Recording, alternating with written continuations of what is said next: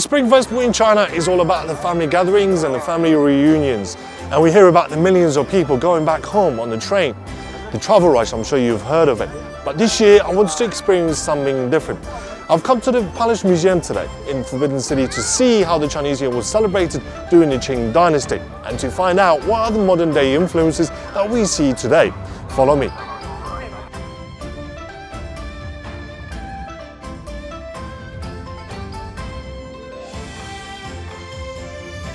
After queuing up to enter the Forbidden City, I was struck by these three gates, which historically were used by different classes.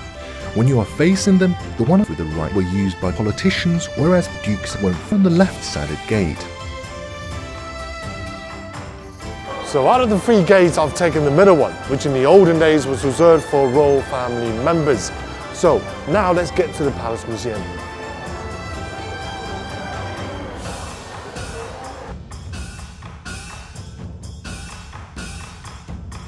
Emperors in the Qing Dynasty gave their blessings to the people during the Chinese New Year.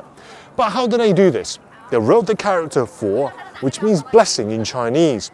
And as you can see, there are 5 different versions of the same character. And this is written by the most famous 5 emperors in the Qing Dynasty. Internet giant Alibaba is now bestowing that tradition on its customers.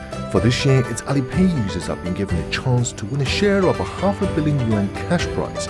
All they have to do is use the app's augmented reality technology to scan the character 4 until you get all of the 4 different fonts of the character.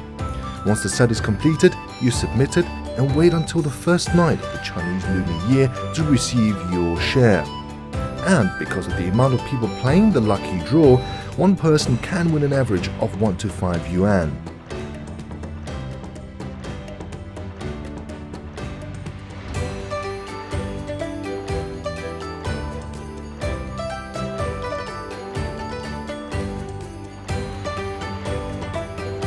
Meanwhile, at the exhibition, artifacts of the royal family traditions showcase the spirit of the Spring Festival and how it still influences celebrations today.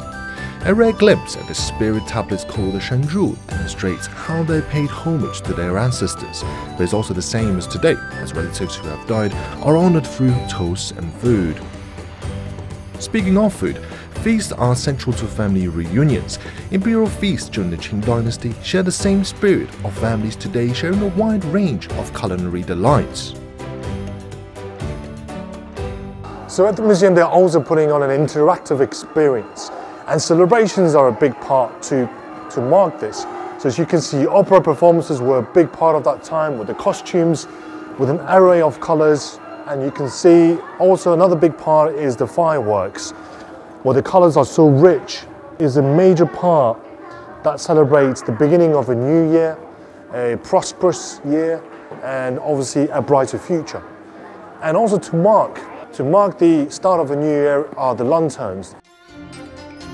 The lanterns on display are historically accurate reconstructions from details recovered from archives.